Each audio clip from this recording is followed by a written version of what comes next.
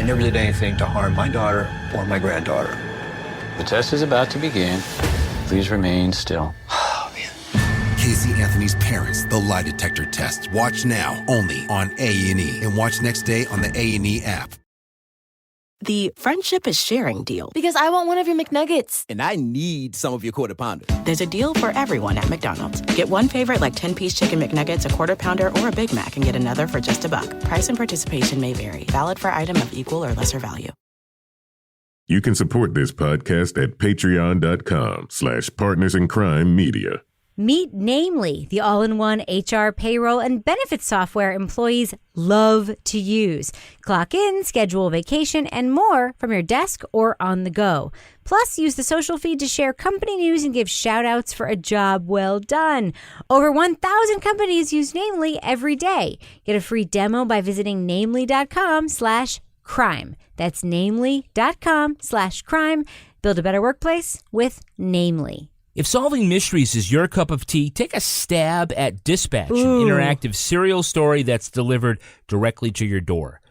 The story has been testing our detective skills with a new set of clues each month, clippings, mysterious objects, and hidden websites, all leading through a mind-bending ride. Each tale unfolds over several deliveries with helpful clues in every box to uncover the truth. And just for Crime Writers On listeners, you can save 50% on your first box by going to breakoutdispatch.com/writers and using the code WRITERS at checkout.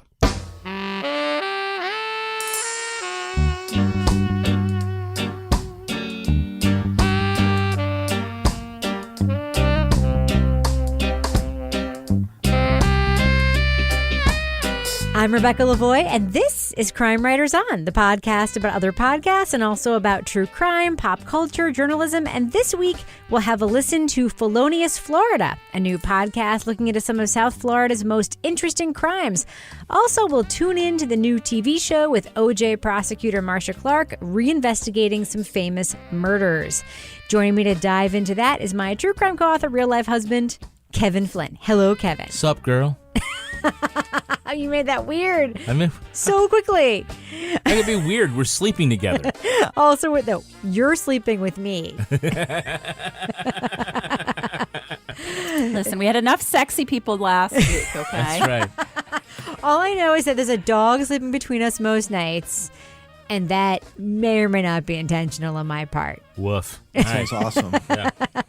And also joining me is journalist, true crime author, licensed private investigator, former defense investigator, and certified, maybe like double certified cat lady, Laura Bricker. Hello, Laura. Hello, I am triple certified cat lady. And yes, when I saw the photo of, which dog was it that was sleeping between you guys? Stuart. Yeah. Stuart, who always, I was like, I can't say anything because our new kittens, Felix and Rocky, well, they're not kittens anymore. They're almost like a year old. They like to actually sleep under the covers on the bed. Yeah. It's very odd. Like, I'm afraid they're going to get suffocated, but they get right down there and just, they want to be tucked in on those Brooklyn sheets. Laura, quick question. Rocky? Yes. Like, I know that like your son named one of your cats, but Rocky, Yes. can we just like pretend it's an homage to Rocky Flintstone, please? Okay. I mean, he is pretty cool. Like when he walks around the house, he's got this kind of like, and he's got kind of a swagger, which is like he's like, yo, like as he walks around the house. So yes, he could be Rocky Flintstone. Wow. I mean, I don't know what that says about the fact that he like sleeps on Fireman Ken's head every night. I mean, I don't know. Listen, Rocky Flintstone is just the nom de plume behind the horrible pornographic writing behind My Dad Wrote a Porno. Belinda Blanks. Yeah. We just know, though, that he is. He's a listener. And he's very sweet. Yeah. And by the way, Stuart Yes. just knocked over a chair upstairs. In case you heard a banging noise, someone knocked over a chair. That's the advantage of being down in Studio C. Exactly. You hear all the crazy stuff that happens in the kitchen when you're down here. Yeah. Exactly. And finally, the acclaimed novelist behind the City trilogy, Facebook Live champion, and our very own Patreon book club Commodore, Toby Ball. Good evening, Toby. Good evening, Rebecca. Like Dracula. Good evening. Good evening. So, Toby, speaking of our Patreon-only book club, of course, people subscribe to at the, $5 level at patreon.com/partners in crime media. They are now eligible to receive episodes of the Crime Writers On book club, which is called something like Toby's Toby Time Book Club, or as our listener on Facebook suggested tonight, we should call it Toby Continued. To be continued. Oh, I like it. I'm sorry. I still just like Toby's Toby Time Book Club. I think Balls do Deep too. was... I think Toby's Toby Time Book Club has such a good ring to it. It I does. like to say it. It does. And also, we know time. Toby hates it. So Toby time. it's Yes. Toby No, time. my son loved Very- it. I was like, "Oh, Toby's got a book club," and he said, "What?" I says, "Toby's Toby Time." He's like, "Oh, I like that." So Stop! you know, Stop! It's like Pee Wee Herman. 11-year-olds everywhere have weighed in. I'm gonna get one of those little bike horns. I'll sound off every once in a while if I like somebody's comment. So, Toby, you have a big announcement about what is coming up on the next edition. Of course, the previous edition, we talked about the best-selling book, I'll Be Gone in the Dark by Michelle McNamara. It was me, Rabia Chaudhry, Patrick Hines, and you. What is happening on the next edition of the Patreon subscriber only Toby's book? To whatever. Whatever. Yeah. What's happening on the next one of those, Toby? Well, in keeping with our extremely short tradition of only considering the finest in true crime, we are going to be reading Killers of the Flower Moon by David Grann, which was a finalist for the National Book Award. And joining me to discuss it will be Rebecca Lavoie from Crime Writers On. What a great get. She's good. Yeah, it was tough. Sarah D. Bunting from The Blotter Presents Actual and good a whole get. bunch of other things that's on previously.tv. And Connie Walker from Missing and Murdered. Yeah. So I think it's going to be a cool discussion, a lot of smart people, and we'll be recording sort of at the end of this month, and it'll probably drop sometime in the first week of May. Toby, I'm curious because Connie is Canadian. Is she going to get thrown off by the word color and favorite, how they're spelled? That may be a problem. Yeah. Plus, like, her comments only count for like 85% of ours. So we'll figure something out there. The exchange rate? Yeah, exactly. It's an excellent book, eh? Eh? oh God, I'm Rebecca will make her enjoying. feel right at home. I'm enjoying it so far, and I actually, honestly, you mean, am yeah. super excited to talk to Connie about it because even though my Kindle tells me I'm only like 6% in, I've already learned about 100 things reading this book. It's super interesting. So obviously, we're all very excited to hear next month's Patreon only podcast, book club podcast. Kevin, have you actually listened to our first book club podcast? No, I'm not a episode? subscriber to Patreon. It's actually a very exclusive thing. It is. And only people who subscribe to Patreon. Only people Was who it? are willing to pony up Exactly. $5. But here's the deal, Rebecca. You're the Patreon subscriber. I'm the Stitcher Premium subscriber. That's true. So you get married with podcast. I married podcast. I get Yeah. ad-free episodes of... These are their stories. These are stories a week early. Yes. Which is really cramping my workflow. I got to do this early. So, Kevin, do you think you'll ever join us for this book club thing? Absolutely. Yeah? But Toby's got to invite me. Yeah. And actually, he has reached out, and I don't think we're not revealing right now, right, Toby, or are we? It's a ways in the future.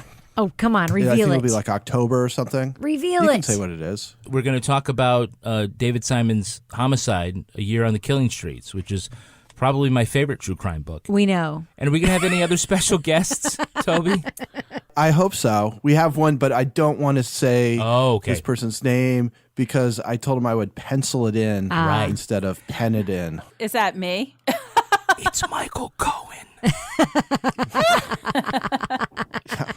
It all depends on how a few things go in his life. Is it David Simon himself? No. It's me. It's Laura. We're going to get Laura on this damn book club podcast. All right. I'm on it. I'm coming. I've reached out. Well, I do want to mention one thing that happened this week also. I was lucky enough to host the Undisclosed Addendum this past week. And of course, the addendum is, if you have never listened to Undisclosed, they have like the story arcs they do. Right now, they're doing individual cases in like a short series, like 4 or 6 week episode series. And they have a second show that comes out each week called Addendum, which basically is like a more casual panel show where it discusses... It's kind of like the after show. It's kind of like the after show. Discusses legal issues issues brought up during the case. And sometimes they get celebrity guests on. They've had Connie Walker on. They've had like basically pretty much every true crime podcaster you can think of has been on the Addendum. The host is John Cryer. The host is typically John Cryer. So I got to sit in for him this week. And one of the guests on the panel was somebody I was super excited to meet. I don't know if any of you guys will know who this is. So, Kevin, what do you think of when you hear the name Allison Sweeney? I think of NBC's The Biggest Loser. Right. She was the host. She was the host and of The I know Biggest that Loser. she is a soap opera actress, right, Laura? Sammy. I think of Sammy. That's right. Sammy. Days of Our Lives. Days of Our Lives. Yes. Yes. Oh, my goodness. So I got to be on a podcast with her this week. Uh-huh. And I don't know if you guys know this, but she is a huge true crime fan. Huge. Really? Oh, that's interesting. Yeah, she's been following know the that. Adnan Syed case and Undisclosed from the beginning. She has followed every true crime podcast that's come out since then, pretty much. Except ours. All the time. No, she's kind of seemed to know what our podcast was about when I talked to her. And she, Laura Bricker, you might be interested to know, is the headliner in a bunch of like cozy mystery Hallmark movies, like the chocolate chip cookie mysteries. Oh, my. Oh, the chocolate chip cookie mystery. That's Miss Allison I'll have Sweeney. to put that on my list. And she has a new series I think coming you got that out. wrong. No, it's called The Chocolate Chip Cookie Oh, Mysteries. okay. Yes, it is. I didn't get it wrong. And then she has a new Toby. series that she's working on, Kevin, in which, wait for it, a true crime writer turned podcaster ends up investigating the cold case murder of her best friend. Jeez. It's basically the Rebecca Lavoie story. Except without the murder of the best friend. I know. Hey, side note. I mean, I know we have like some Hollywood people who listen. Why doesn't anybody want to do that? Do the Kevin and Rebecca scripted series. We would suck in like reality TV. Yeah, no but one I wants think, to see us. No, I mean it's like Castle meets Heart to Heart, and WKRP in Cincinnati. Anyway, just in Toby case. could be like the annoying neighbor who's the breakout character. Oh, he could be the Kramer of our show. Exactly. Yes. Or the Monroe from could be our Urkel. Too Close to Comfort. Yes. Potsy. Potsy. Yeah. I have sort of fashioned my life after Anson Williams. Yeah, Yes, exactly. Yeah. exactly. You was Anson Williams. Good for you, Toby. Good for we you. would have a killer fucking trivia team. We would. Yeah. Oh, God, our trivia team. That's what we have to do.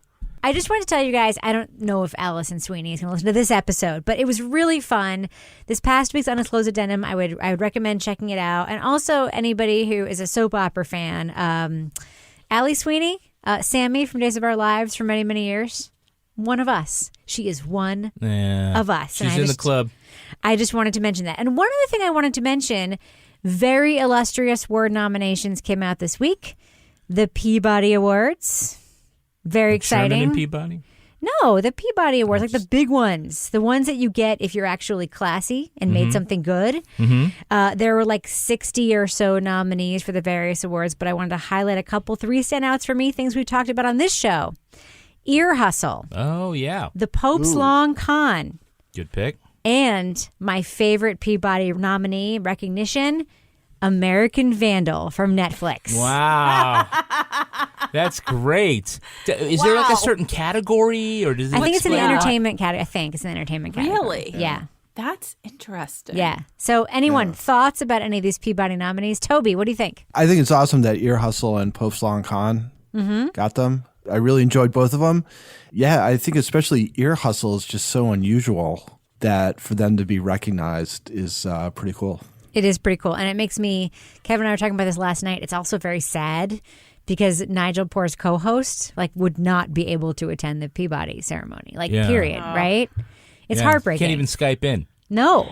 Something interesting about that, I hate to kind of go off on a little bit of a tangent, but I was talking to a woman who was doing a program in one of the New Hampshire prisons. She was talking to the warden. It's for this class, and the warden recommended that the kids listen to Ear Hustle. Ear Hustle really is outstanding. And it's also just whether or not you listen to it week to week, it's one of those podcasts you just have to be happy exists. Yeah. Kevin, what do you think about American Vandal getting? I love that. Yeah. I mean, I think that the sort of the guidelines for what they look at, I think are pretty loosey-goosey. I think it's just sort They just of want like excellence. what's the Excellence in writing, excellence in what it's trying to do. And I thought that it was great. I thought it was a great farcical look at, this industry that we have all helped develop in different ways. And, I just thought it was just spot on and really of the moment. So. The more I think about American Vandal, like the more I talk to people about it, the more I think about it, the more I've sort of seen snippets of it, like after we've watched it. There's more of a social commentary there than I think we gave it credit for at the time. I think we talked about it at the time as just like straight satire. But if you think about what the show did, they sort of talk about a marked high school kid and how when someone's marked, they stay marked. And that is a theme in a lot of crime stories. And it's a theme in a lot of stories about justice, right, Laura? Oh, yeah. And it's like once you've got the reputation, once you've been pegged as a certain way, it doesn't matter what you do. That's going to be the first assumption. Right. So, yeah. I just want to know, when they get to the awards ceremony and American Vandal wins, on the big screen behind them when they go up, I like are to we think going it will. to see a big picture of a you-know-what? A dick? That's Come on. Yeah. You can That's say my it, question. Laura. It's a dick. Okay. With or Are they gonna without the have ball hairs. He's a well-known dick drawer, Laura. I know. I just, because they always play that little montage when people go up to get awards. I'm like, oh, this is going to be fun. The cello music will be playing. Yes. That was great. It was so great. All right. Well, let's move on and talk about our first content topic of the evening. We all decided to check out the new A&E series, Marcia Clark Investigates, The First 48. In every one of these cases, I found something that I hadn't anticipated. I have sonar images that never got into the right hands. There was a chunk of deleted Firefox history. Oh, my. She said Drew killed Catherine. Oh, my God. Yes, you did. I'm not the prosecutor on these cases, but you deserve to know the truth regardless. This new show is a mashup of the First 48's format of highlighting the importance of the first 48 hours of investigation, along with the OJ prosecutor taking a second look at famous cases. Now, Kevin, you are a longtime viewer of the First 48. Right. For our listeners who may not typically watch that show, and for our panel, can you just describe the show and tell us why you love it? Yeah, sure. It's kind of like a takeoff on Cops, where they follow some homicide detectives, and the premise is that we know the importance of getting a solid lead in the first 48 hours after the crime. Otherwise, the odds of them solving the case drop dramatically. So it follows on the scene some cops, and there's sort of a countdown clock as far as how far they can get into the first 48. And it follows them along. So that's sort of the device is, what can we find out? What can they accomplish in those first 2 days, those first 48 hours? I will say you got me into the show. And it's one of those shows that's sort of like HGTV or Law and Order. It's just on in the background.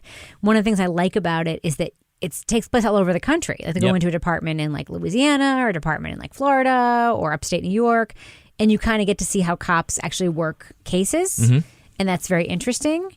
But Laura, you are a former defense investigator. Yes. The first 48 is presented as urgent. It's presented as the only time that matters. Is that true? I don't think so. Just going to say, because I can't think when I was ever there. I mean, there was like one or two cases where it was a really high profile case and I was sent out to start like canvassing neighborhoods like right away. But for the most part, I'm like the first 6 to 9 months after the fact or a year. Yeah. So, yeah, I mean, I think that obviously there's certain things that, you need to get there right away, like for evidence preservation. Eyewitness statements, obviously, are best when you get them right away. And, some things, but there's other things where when you go back and you go over the case and maybe re-examine things, you'll see people that you didn't talk to before that you maybe should talk to, or other things that come to the surface. So, I think obviously that is for the actual crime scene investigators, that's the most critical time, but I'm not going to say that's the only time you're going to find something that's relevant to a case. Right.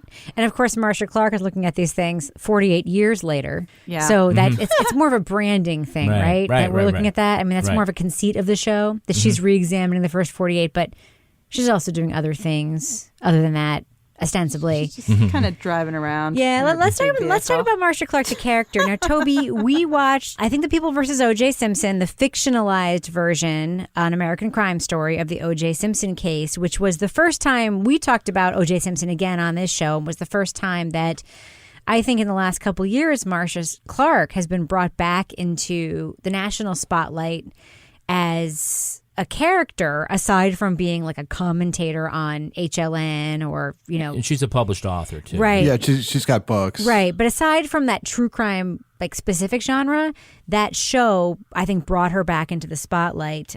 What I'm curious is, like, what you think of this idea that this would be her vehicle to sort of reemerge to a mass audience, to a big audience. And would that have happened had it not been for People versus O.J. Simpson? That's a good question. You know, I don't know. I mean, if they're willing to let Payne Lindsay do the same thing, it seems like why not? I mean, seriously. I mean, this seems like it's a thing where it's like we'll go and reinvestigate a crime. Why not her? Mm-hmm. I mean, she's certainly got the name recognition. I don't know how many people who are prosecutors would have the same name recognition that she does. Right. At least for people, you know, our age or older. Right. Now, the first episode of this new series was about the Casey Anthony case. Mm-hmm. It's a case that has been examined a lot, including in some media that we've talked about on this show. Kevin, is Marcia late to the party on this case? What do you think? Yeah, I mean, I think we've seen a lot of this already in a couple of different exposés. And, you know, she's really sort of hyping, I found information that nobody had seen before, and it really blew my mind. And I was kind of like, I was kind of underwhelmed by that. Yeah, I mean, I thought it was interesting. I don't know if I'd agree that it would have changed everything. And I thought that the other Casey Anthony documentary that we watched, and I forget. On Investigation Discovery? Was that on Investigation Discovery? Yeah. Yeah, that what they got out of the father about Zanny the nanny, was, I think, really an interesting point, and I think that's probably a lot of actually what happened.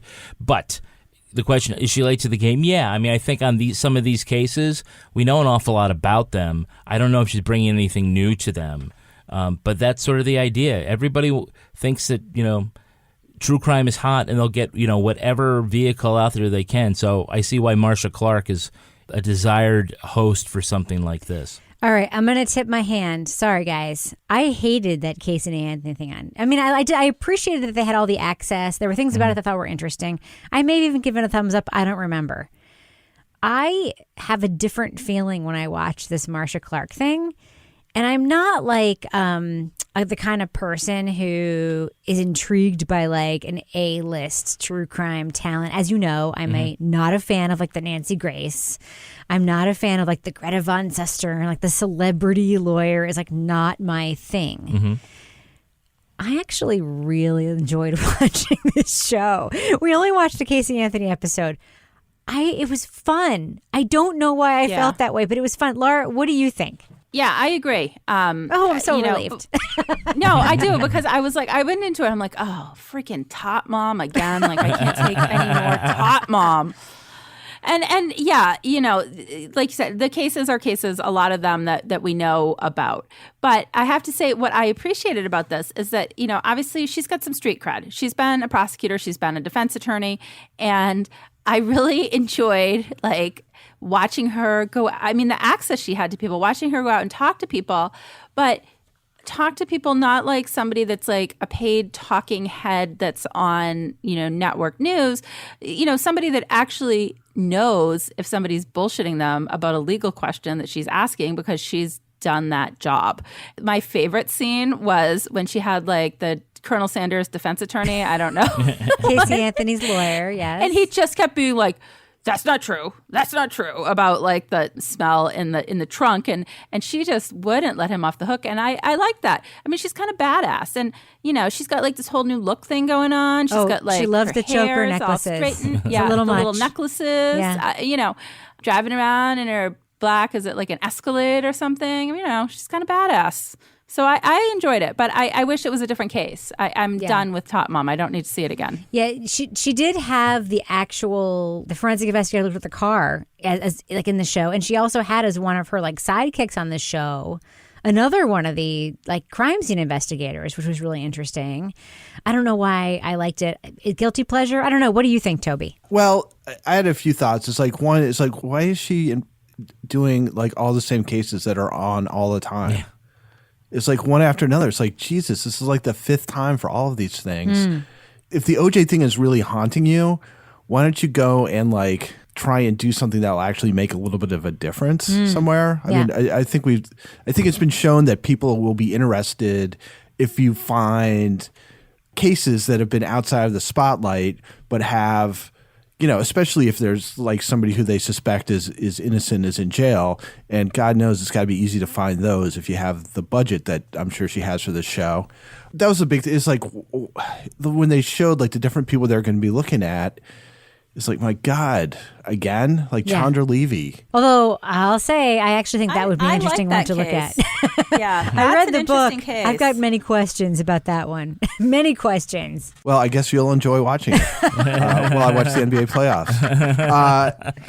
But then there was also just like at one point, like I was taking a little bit of notes, which I don't usually do, but then when they started saying things, so at one point she says, "I want justice, but I also want to know the truth."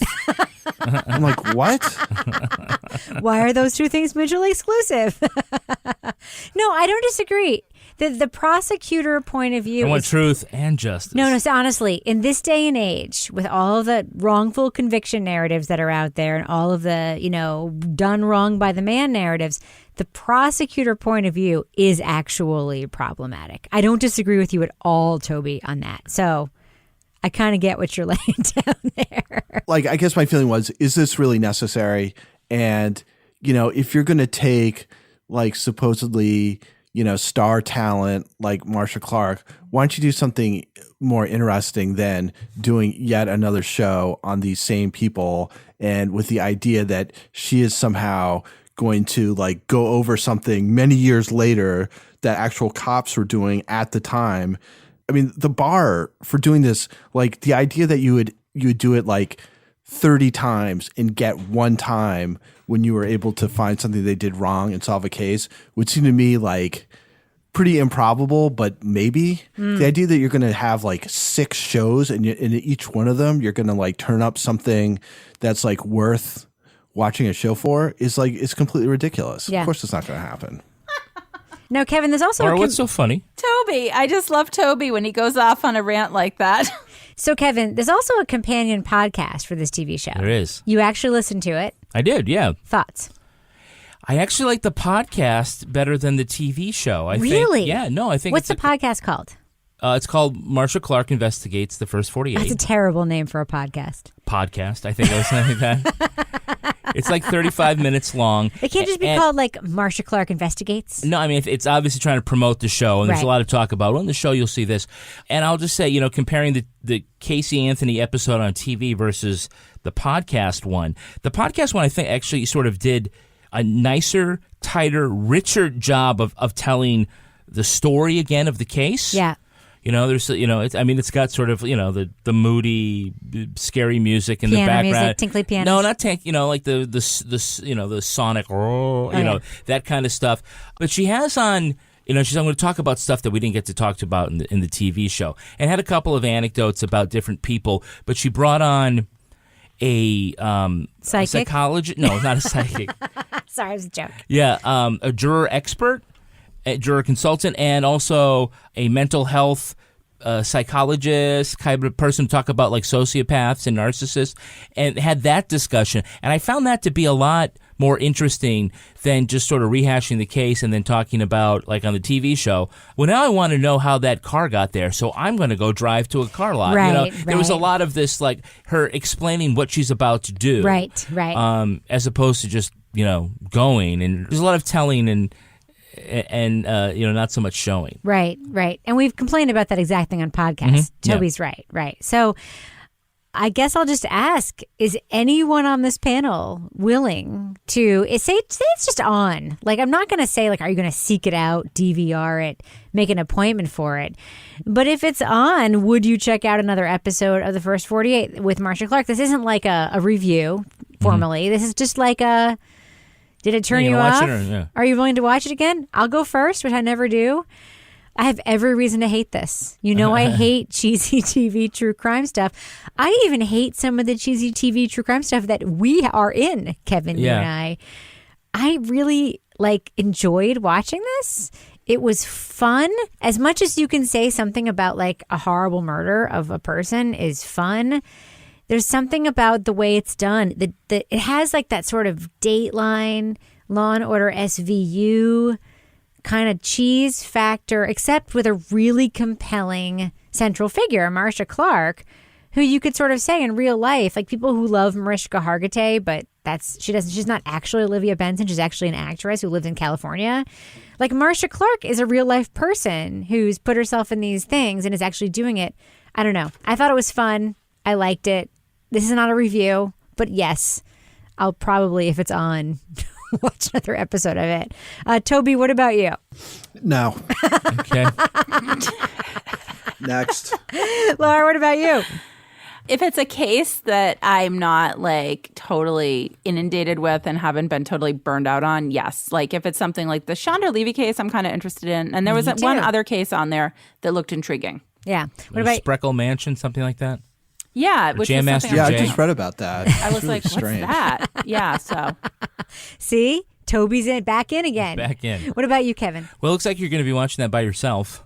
Yeah, it was okay. I'm just not really thrilled about it because, again, we're kind of going over the same ground. Do you feel like they hijacked your first 48 show by co-branding with it? I was going to say that it's a weird mashup of her trying to shoehorn in this idea of let's look at the timeline of the first 48. No, I agree. It's unnecessary. Yeah, it's just sort of putting her onto the brand, and it's kind of odd. I mean, it didn't quite exactly put me to sleep, but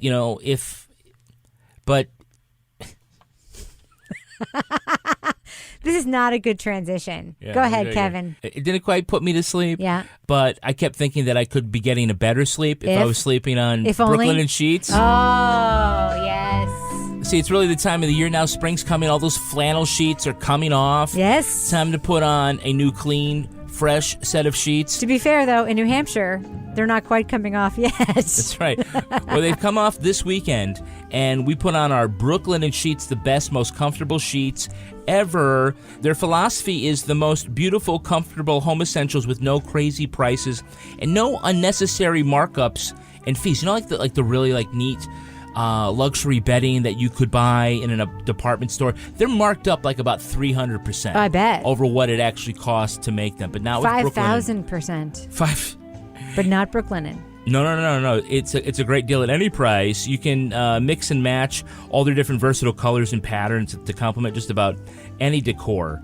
It's luxury bedding, underpriced. You have to try these sheets just like Toby Ball did. Toby, tell us about your Brooklyn Nights. My Brooklyn Nights. Yeah.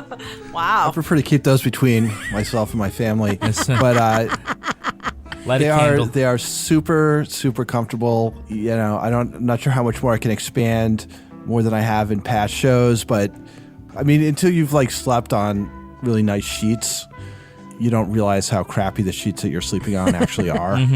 And that was sort of the eye opener for me. Those Brooklyn nights. Oh, God. Well, we love our Brooklyn and Sheets. We do. Yeah, they come in like you said. So do the dogs. A good set of patterns. In fact, we sort of mix the patterns where we have they're like the reverse. They're a gray with a white stripe, and we have a white with a gray stripe. And pinstripes, polka dots. Yeah, that we did solids. We did the pillowcases are the white with the gray, and then the sheets are the gray with the white, and it just looks really great.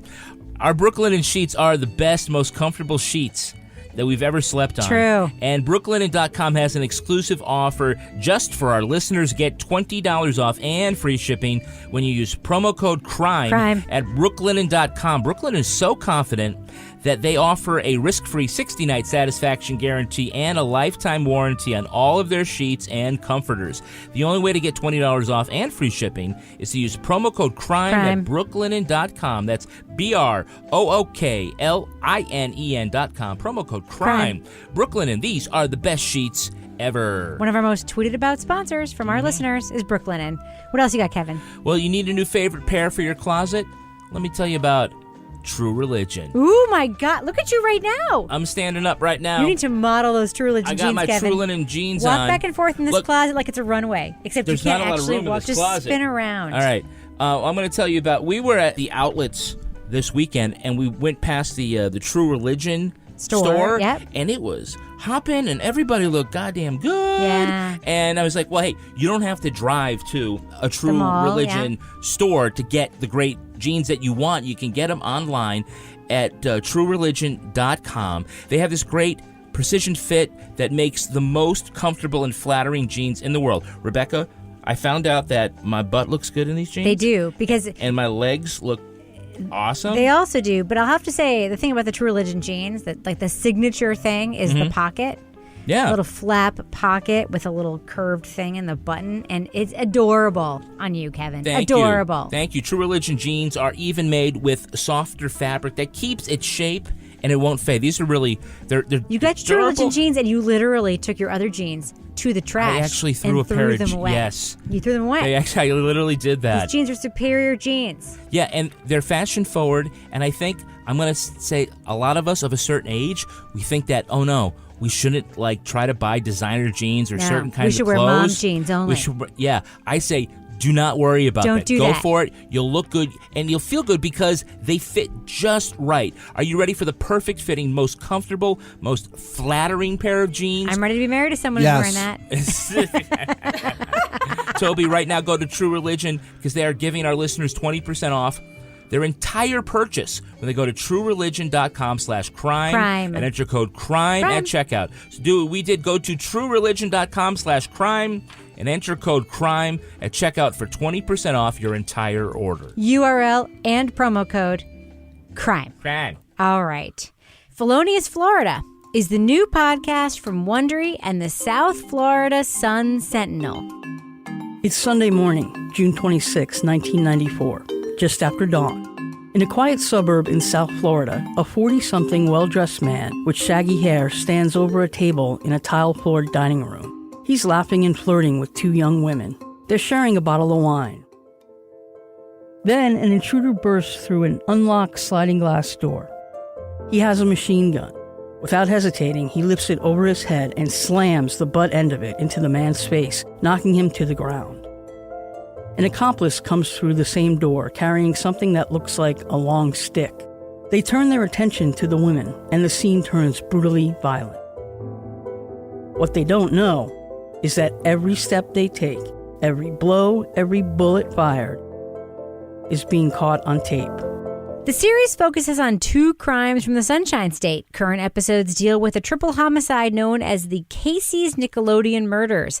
Later episodes promise to explore the murder of a mother and daughter in their car by a possible serial killer.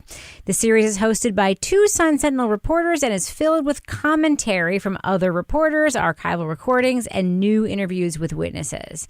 The podcast series continues, but we'll be talking about some plot points that have happened so far, so there may be some mild spoilers in our discussion. As always, if you want to skip ahead just to hear our review and whether or not you should listen to Felonious Florida, we will put the time code in our show notes. Look at that right now, and you can skip ahead to where we will give our thumbs up or thumbs down on this podcast. Let's talk first about the story and the central victim in the story. I promise we'll get to some other elements of it that I know some of you are dying to talk about. Butch Casey, a well-known club owner, target of this crime, intriguing place for the crime to happen, and of course a lot of interesting circumstances of the crime and an interesting time, the mid-90s. Laura Bricker, what do you think of just like the story at the premise of the episodes that we've heard so far of Felonious Florida? I think it's a great story. It's an interesting window into a time when it sounds like the nightclub scene in Miami was really growing. There was a lot of interesting characters there. People are still recording things on their phone on cassette tapes. But I like the sort of vibe and feel of the time period that this is happening in. It's an interesting scene. There's interesting people and just interesting the way that people were communicating with each other in terms of what was going on in their lives. So, Kevin, imagine you're running a newspaper in Florida. Mm-hmm. Florida man. Florida crimes. Yeah. A lot of material there. Yeah, it's kind of a punchline, right? Yeah, but it's not just a punchline. It's also a thing. There's a lot of material from Florida that could be mined for interesting podcasts, right? Well, I think if you're running a newspaper, sure. I mean, you've got pages and pages of stories to choose from, and you've got, people on staff, presumably, who have already covered them and, have some inside information and some inside contacts. So, yeah, you could pick the cream of the crop and do a podcast if you wanted to. Right. Well, I will say this podcast has a tremendous amount of promise in that it has a great title, Felonious Florida. It's either like a wonderful drag queen name or like a tremendous podcast title. We know there's a lot of material in the crime archives of every Florida newspaper.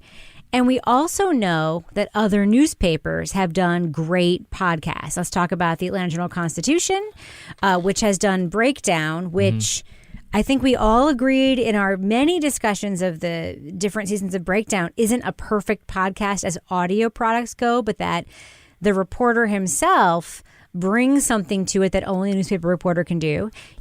I'm Bill Rankin. But he's also Bill Rankin. a longtime courts reporter who brings insight and context. And then you have Amber Hunt at the Cincinnati Enquirer. Did you hear that? Amber Hunt is also a reporter. Who brought her unique print style to investigative style to it. You have podcasts like The Hanging, which brings the San Jose Mercury News, the reporter who covered a story. You could bring more to it with audio.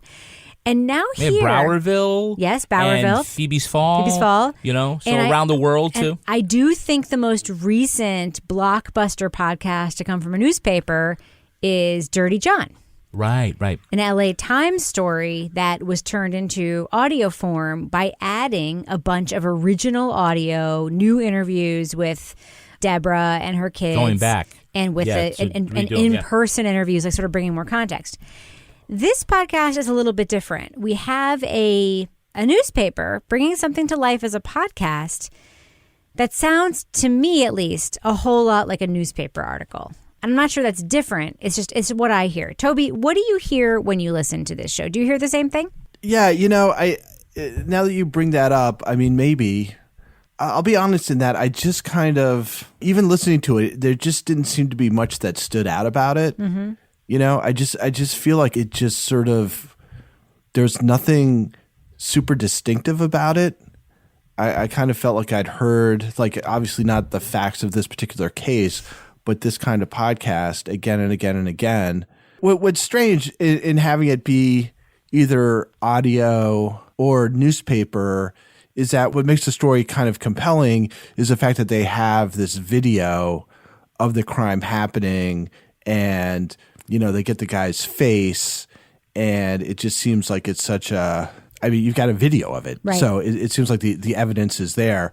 So, they can describe it and stuff and you can look it up on YouTube and you can get a edited version of it or whatever. But having that be such a central feature of what makes it interesting is strange for a purely audio show. Yeah. They do talk about the video over and over again, Toby. I agree with you. But I don't think they've really driven that home yet, that there is a video on which you can see the perpetrators, and yet they haven't been convicted. We know that. She says that. Yeah. But they don't really, there's no central question, how did that happen? Why did that happen? There's a difference there between, I think, a show like Breakdown, which asks a question at the beginning, what's going to happen, or what is this a miscarriage of justice? I kind of feel like that central question wasn't asked. Yeah. Yeah, I think that's a good point. And I think maybe that's part of the issue. It just seems like, and then this happened, and then this happened, and then this happened, and this is what this guy thought about it. Oh, and he knew OJ, and he was really super bummed that OJ killed Nicole Simpson. And it was just sort of I don't know. I kind of felt like if I stopped paying attention that I would miss an event, but what that event meant in the grand scheme of things wouldn't be very clear to me. Right. Does that make sense? Yeah. Absolutely. What it is, Toby, it's not like asking a question or investigating a part of the case. It's like somebody, that was reading a book report that they wrote about the case in high school. Yeah. Right. Yeah. No, that's a good way of putting it. Without a lot of enthusiasm, so it was hard to know what to focus on. Well, let's talk about the style of the narration. Lisa Arthur is the host of the episodes we've heard so far in Felonious Florida. Kevin, one of the things that we know is important in an audio story, any audio story, and really any story, but especially in audio, is to have a host that you feel like is taking your hand and bringing you into the story. So either they have a connection to the story, or if they don't, they tell you why they're telling you the story, or at least they tell you what they do for work. Oh. This is missing all of those things. Agree or disagree? Yeah, I mean, you had to make me be the one to do this.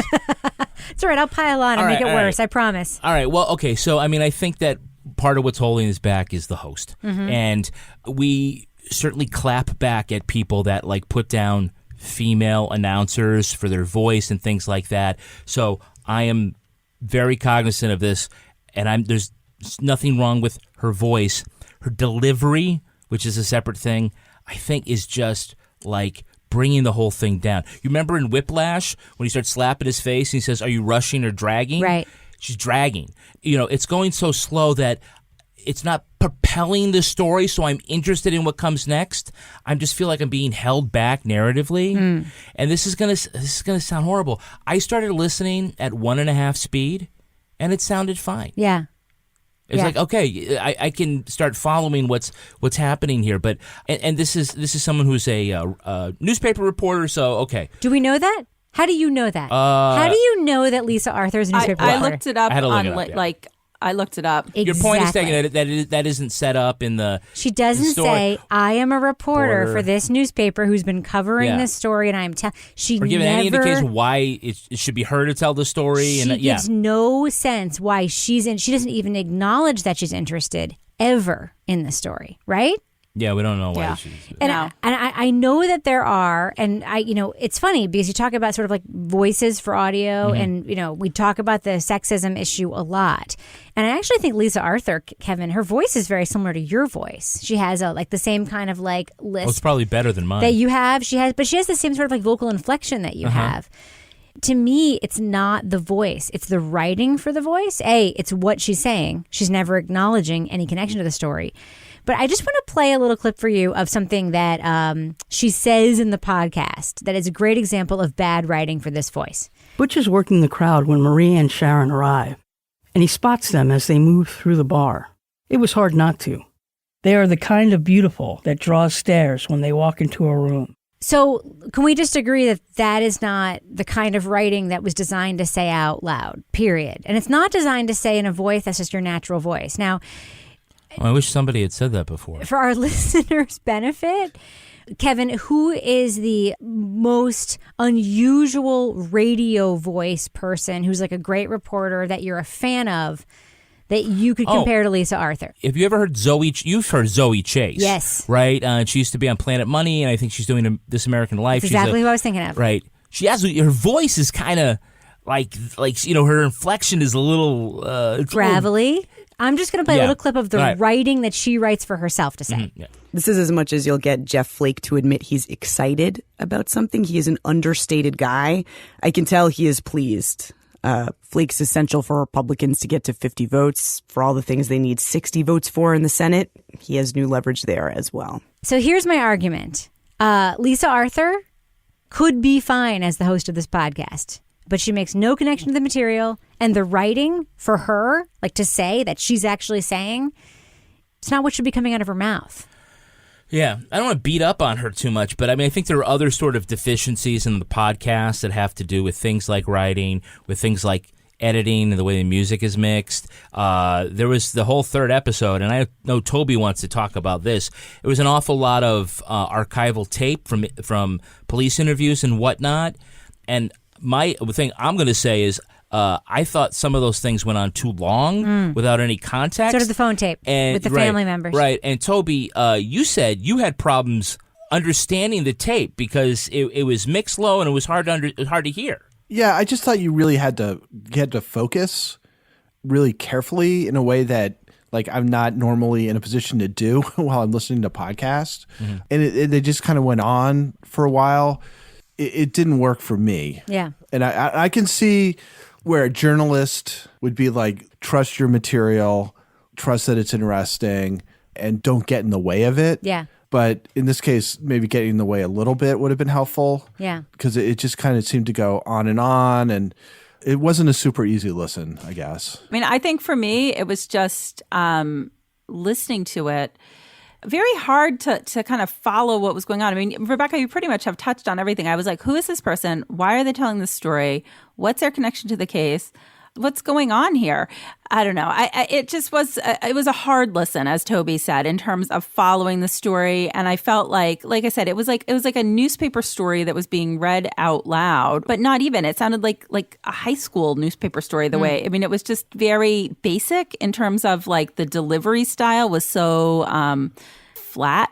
But you're a fan of newspapers trying this medium, right, Laura? Yeah, and so that's my thing. It's like, I think, it's great to see all these newspapers that are trying to explore kind of this new storytelling medium.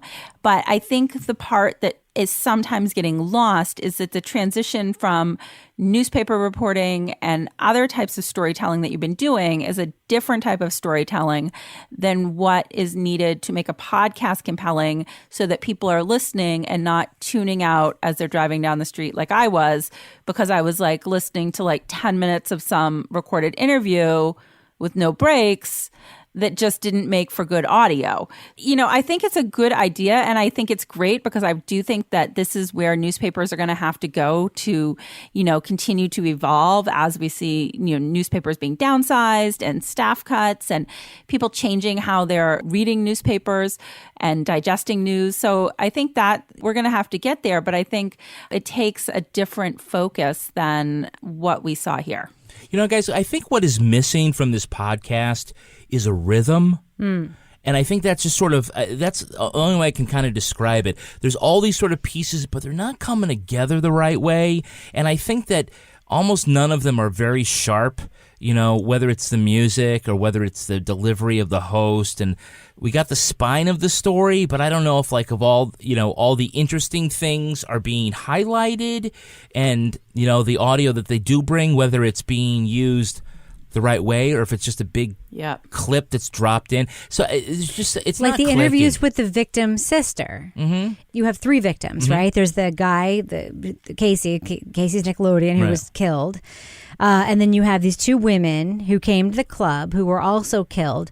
The whole murder was caught on video. And the conceit of this case, which is interesting, is this is a murder that was caught on video, and yet there's been no conviction in like 2 decades. Really interesting concept. The central question is never really presented, like, how is it possible there's been no conviction in this case in 2 decades when the murder is caught on video? All right, I just wrote a line for them that should have been in the podcast. But there's something about this that's bothersome to me. And I don't want to draw too deep a conclusion here. But this is a trend that I'm seeing a little bit in true crime podcasting, and it's come up in some podcasts that we've chosen not to talk about on this show, deliberately chosen to. So we have here a newspaper that has obviously seen an opportunity here to generate revenue with podcasting. Nothing wrong with that. I am 100% about that. I work at a public radio station. It would be wrong of me to say that's not a good idea. It's a good idea. They have partnered with a podcasting brand, a company that helps produce podcasts and monetizes them. And it's almost like they have turned an article into a podcast without asking the question, what can a podcast do that an article can't? Why? Why should this be a podcast? What only can audio do that print can't do? Nobody asked that question. And I think about the first season of Accused is a great example because Amber Hunt's story about that long unsolved murder, the one thing you can't bring to a print article is her chasing a prosecutor down a hallway and him telling her on tape, I'm not going to say no comment. It's one thing to write that. It's another thing to hear it. Right? Right. It's one thing to write, even in Dirty John, which I think we had some problems with because what exactly was going on. It's just a story. But in Dirty John, there was the in-person interviews with Deborah and with her daughters and sort of that extra bits of sound here and there. I am not 100 on like that being a great podcast, but like there's something that the audio could do that the print couldn't. In this, like it feels a little bit like, and Kevin, I'm going to use an example you bring up sometimes, the James Patterson like book factory. Oh, yeah. Like there's right. There's a formula. Yes. James Patterson with the guy who actually wrote it. Yes. Yeah. Yes. Like we have archives. There's classes they send people to. Yes. To write, to write his books. We have archives of crime stories. We need to turn those archives into podcasts because that will monetize. Let's find a company to partner with to make that happen. It feels like this podcast feels like a product to me. It doesn't feel like a story. It doesn't feel like an investigation. It doesn't feel like journalism. It feels like a product in a way that bothers me. So it's soulless. It bothers me. See, I'm okay. I like the idea of podcasts that are storytelling. I think we have seen too many of the podcasts that their goal is to solve the crime. Right? Because they almost never do, and it becomes a disappointment. And so, like you said, it asks a different question, and we're brought along on something. I'm also really okay with the idea of a podcast that just tells a story. Puts it together in a new way. So long as the story is entertaining. Yeah. I mean, like Disgraceland. I mean, you're not breaking any news with any of those tales, but the way that they're put together is interesting to listen to. Right. Dirty John was kind of like that. I mean, did have sort of the surprise ending, at the end. That noir feeling. Yeah. It's kind of like the podcast you've been working on. You are working on a podcast, right? In the side. Like it's not coming out for a long time. Yeah. You're gathering tape. Anybody could Google the stories that are in the podcast you're working on and put together. Nobody will do that. You're just putting it together in a new package, and you're going to bring people into it and voices into it that are just like a new way of telling that story. If the story's good, you shouldn't want to just Google and find out how it ends. You should want to go along for the ride. And in this case, I don't really know. It's an interesting crime, but I don't really know like if I want to go on this ride. It just doesn't seem exciting to me. I think the reason they're doing it now, because I was like Googling this, like what is going on? Like there's a new court case related to this case coming up like very soon. But we are 3 episodes in, and that has not been mentioned. Yeah. So, I mean, I looked at the Wikipedia page for Pablo Ibar, and it looks like there's something new that's happening in the case. So I would say, timing-wise, they're trying to drum up some interest in this case by doing this podcast, but that's just not clear to me from listening to the podcast. Right.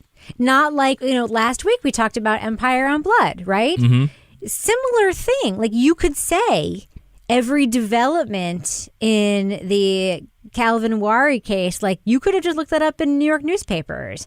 But Steve Fishman, for all the flaws we talked about, also brought something to that story that felt fresh. He was invested in the story. He'd been working on it for a long time. We knew it was in the news. He made that clear from the beginning. There was a drive behind it that didn't just feel like we just need to partner with this company and make something that's a podcast and we don't know how to do it. So it's going to have the same background music as 17 other podcasts that I've listened to and the same. It feels, I don't know. So there's going to be a new story and a new host in this first season. Yeah. You don't have much hope that it's going to be any better. It's a barrier. We talked about this last week. There are barriers to listening. Yeah. Well, Kevin, should we just, I think we all know where we are on this. Have we spoiled this at all? Like, do we even need to put the timestamp in at the beginning? We didn't talk about the story at all. Let's go ahead and review Felonious Florida. Laura Bricker, thumbs up or thumbs down? Are you going to keep listening? Should our listeners listen? What do you think? I'm going thumbs down. It's an interesting story. I think there's interesting things to learn about this case. I think you could learn them by just reading the news stories online if you were curious about it. So I just think it needs too much work with the way that the story is being told for me to actually feel invested in continuing to listen. Toby Ball, what do you think? Thumbs up or thumbs down for Felonious Florida? Do you recommend it? Yes or no? It's not like it's objectionable as some of the stuff that we give thumbs down to, although I do have to give it a thumbs down. But, I think if it's done. They've heard the whole thing. But I think if they listen to it, kind of reflect on it, and decide they want to do another one, I'd be willing to give that a listen. If there's just some lessons that they take out of this about how to construct it so that it's a good podcast, I think they might be able to do a good job. So I don't want to be like completely disparaging to them, because I think there's possibilities there for the future. But on this particular one, yeah, I mean, I'm not going to listen to any more of it. Yeah, I'm going to go ahead and give it a straight up thumbs down. And I'm going to say I don't blame the reporters or the newspaper or the people who went into this thinking like, oh, this would be a cool project for us to do. It's a really good idea. I am certain this newspaper has lots of amazing archival stories to mine that would be great audio material. It is what was done with this material. Whoever made the decisions to make it sound like the McDonald's of true crime podcasts, I am blaming them for this strenuous thumbs down. Something I wasn't ever going to mention on this podcast. I'm just going to mention it very briefly now. Back in February, there was some social media stuff because I found out that a podcast that was a relatively popular true crime podcast was literally just reading newspaper articles written by other people on that show. Word for word. Straight up plagiarism. And it's a soulless, sad trend because there is such a huge, hungry market for true crime podcasts. The audience wants more and more and more and more. And I don't blame the audience. I want more and more and more and more. So there's this vacuous hole. As a result of this hole, this business model has sprung up where production companies are jumping in and they are saying to content producers, hey, you've got a great story. Let's make a hit true crime podcast. We'll sell some ads. We'll help you produce it. We'll get it on the air. That's what this sounds like to me. It doesn't sound like plagiarism. It sounds like soulless product of market desires. And it's sad to me because it's an interesting story. And it sounds like there are talented reporters behind it. And I don't think it's Lisa Arthur's fault or her editor's fault or her newspaper's fault. There's something wrong in the recipe, and it's making me soul-crushingly disappointed. And I am giving this a big, fat thumbs down, not just for the content, but for the principle of the matter. And that's much farther than I'm usually willing to go. Right, Kevin? Yeah, I'm sorry. You sounded like you were going to be thumb sideways. Nope. I am. If there were a thumb sideways, I would say for the straight up content. No, you sounded like you were thumbs down from the beginning. If you've never listened to a true crime podcast before, this is a thumb sideways. If you're me and you care about true crime podcasting, this is a straight up true crime and just podcasting huge thumbs down. What about you? I'm thumbs down. For just about all the same reasons. I'm kind of, I support newspapers trying to branch out and do other things because they have the resources, and they certainly need other ways to monetize and show the importance of journalism. I just don't think this was put together very well. So instead, I'd rather talk about underwear. Oh my God. Oh no. So, I actually can't wait to talk about underwear if it's the underwear that I think it is. Yeah, Tommy John reached out to us. They make these fabulous undergarments for men, and Toby and I gave our measurements. We thought we were going to get packages, and no, it's actually women's underwear that they finally come out with, and Laura and Rebecca got that, and Toby and I, we got nothing. Zilch. You guys got jeans. That's true. All right. Well, they have come out with their long-anticipated women's line, and I hear that they're pretty good. You've no idea. You've no idea how much more underwear I have ordered this week from Tommy John. Rebecca did something she's never done before, which is to, before the ad even goes on the air, she pre-ordered more of the product. I checked to make sure our podcast code was working. Yeah. By ordering a whole bunch of the product. So Tommy John should just basically send everybody one pair in the world. And all of a sudden they'll be buying 20. Every woman in the world should get this underwear. And I think Laura, judging from the Facebook Live we did last week where she hinted at this, would 100% agree with me. All right, well, let's find out why. Now, Tommy John has completely reimagined women's underwear with the same patented designs and fabric technology that has made them famous. So it means no rolling, no bunching, no pilling, and no wedgies or visible panty lines. Plus, it's all backed by the best pair she'll ever wear, or it's free guarantee. Laura, you disturbed us all when you said that you loved it so much you started showing people your underwear. Can you please provide some context to that statement? I did. I'm sorry.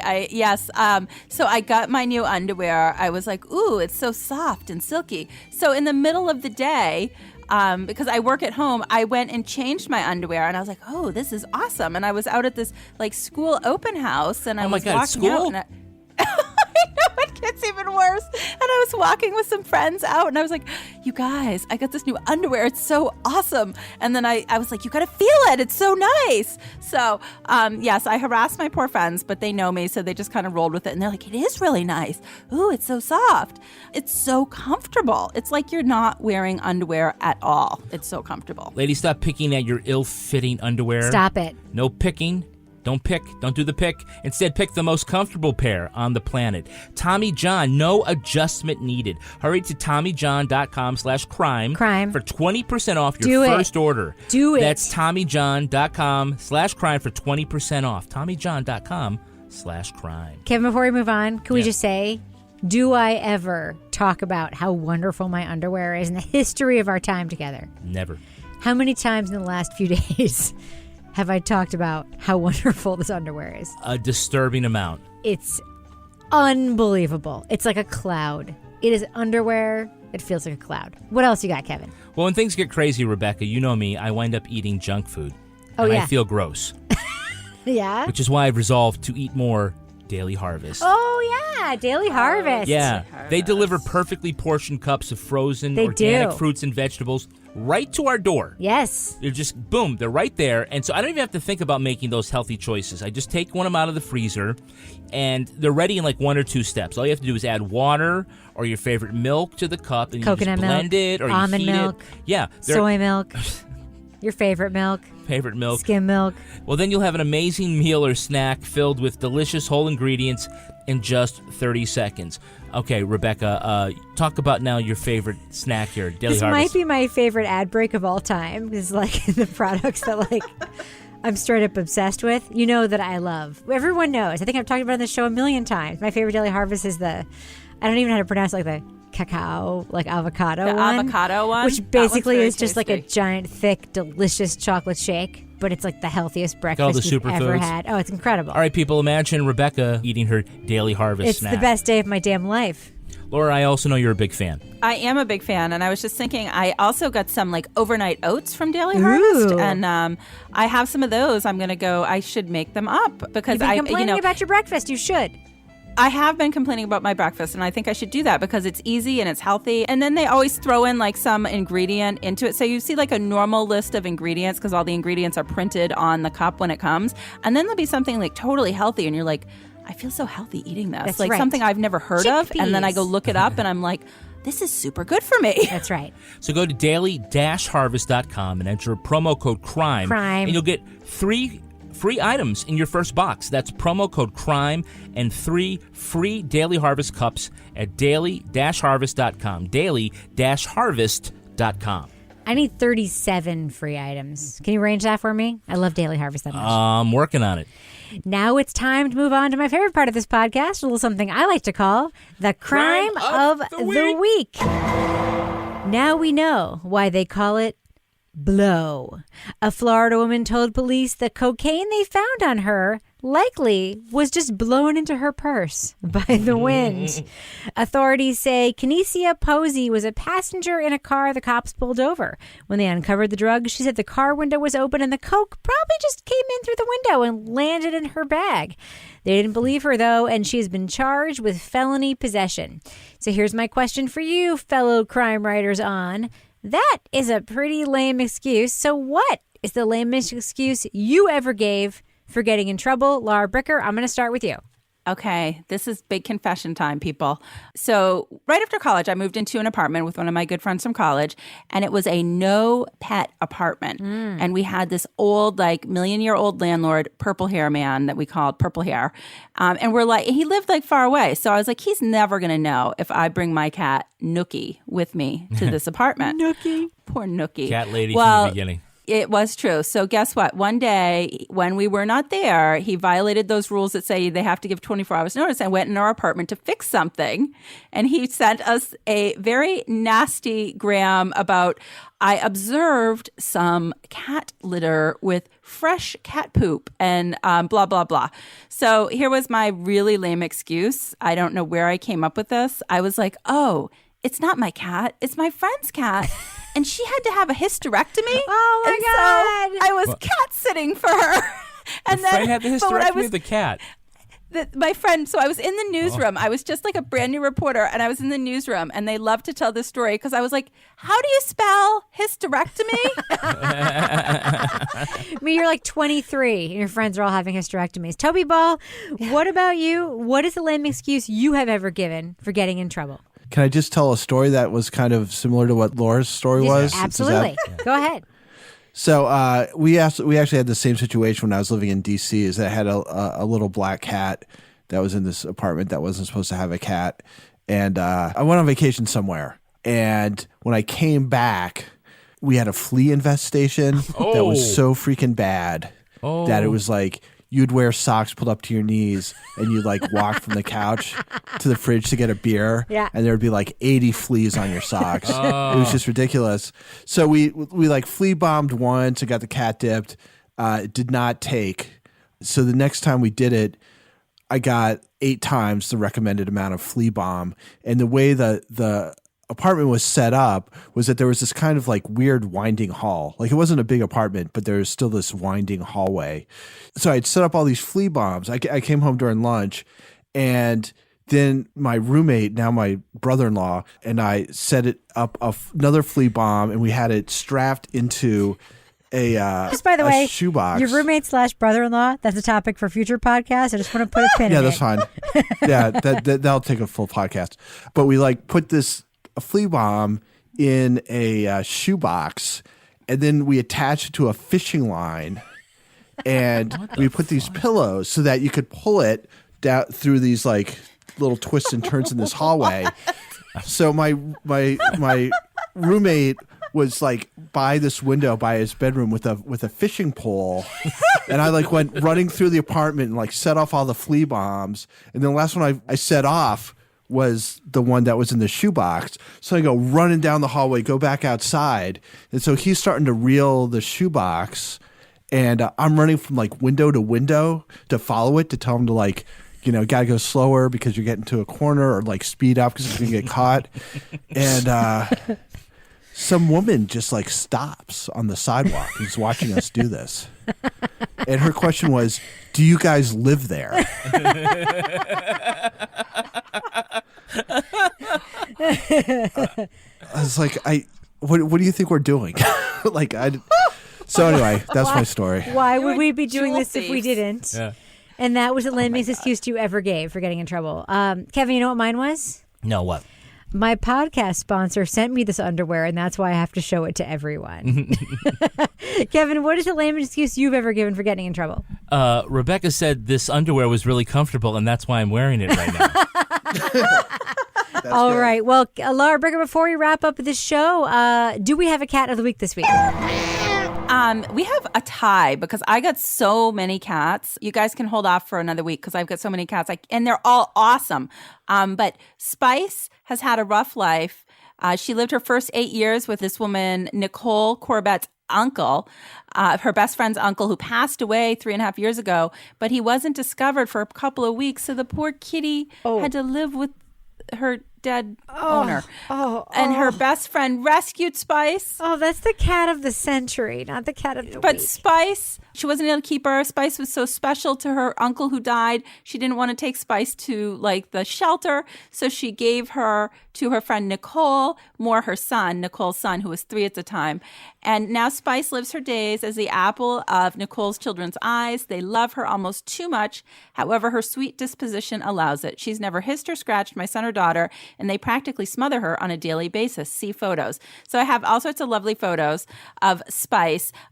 Spice is tied with Meeps, who is on our podcast discussion group. Meeps. Her name is Maisie Barbara Marmalade, but she goes by Meeps. Yep. She was adopted off the internet. She is a teen mom from Kentucky with no tail, no front teeth, and a tattoo.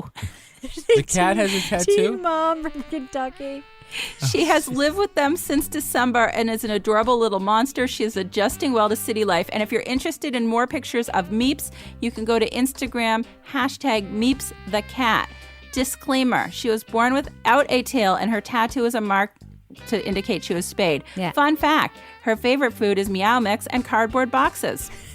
All I have to say is this. When you said there was a tie and the first cat lived with a corpse for 2 weeks, I'm like, what other cat could tie with that cat? I think the teen mom cat did it. All right. So, Laura Bricker, if people want to pitch to you their animals, cats, dogs, lizards, or otherwise, for our future cat of the week, how can they reach you online? At Laura Bricker. And Toby Ball, people want to tweet to you about whether or not you actually lived in that apartment or you were just a character on The Americans trying to spy on some FBI agents. How can they find you on Twitter? At TobyBallNH. And Kevin Flynn, how can people tweet to you? I'm at hysterectomy.com. I'm sorry, cathysterectomy.com. And you are also at Kevin P. Flynn.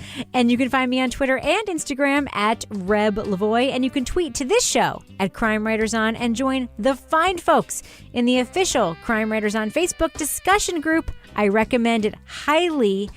Or just leave a comment on our regular old Facebook page if you are a Zuckerberg loser and don't want to be part of the inside circle. No, just kidding. The regular page is fine, but the group is great. You can support us at patreon.com and hear Toby's exclusive book club podcast, or join Stitcher Premium for exclusive ad-free content and our other podcast, Married with Podcast. Our theme song was performed by Rocksteady Freddy and the New York Ska Jazz Ensemble. And this show is recorded in the Yoga Loft above the Bodega in Bay St. Louis, Mississippi studio, formerly known as Studio C, the place I keep all of the factory-made podcasts that I never want to listen to ever again. On behalf of all the crime writers, thanks so much for listening. We will catch you later. All right, we're 10 minutes into this. Okay, you guys ready? I'm sorry, there's something in my wine. It's floating. All right. God damn it. You got a floater? Let's hold on. Let's pause the taping.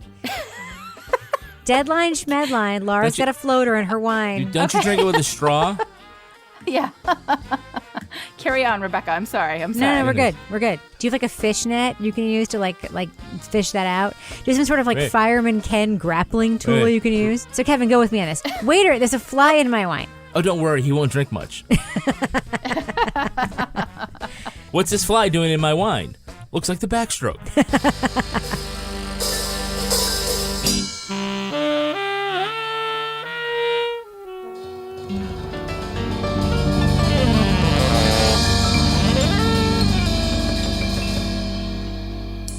Partners in Crime Media.